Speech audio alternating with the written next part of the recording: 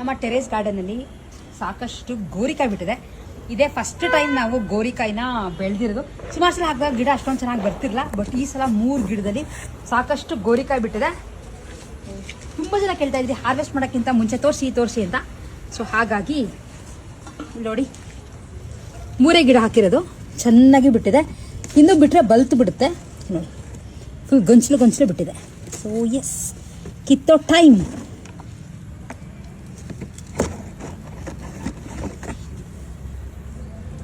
Fresh ಗೋರಿಕಾಯಿ.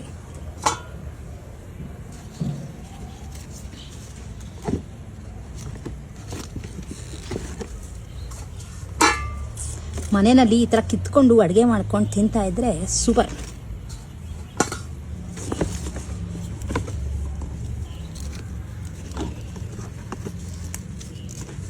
ಎಳೆಯದಾಗಿದೆ, ಒಂದು ಸ್ವಲ್ಪ ಬಿಟ್ಟರೆ ಬಲ್ತೋಗುತ್ತೆ, ಅದಕ್ಕೆಲ್ಲ ಕಿತ್ಕೊಂಡು ಬಿಡ್ತಾ ಇದ್ದೀನಿ.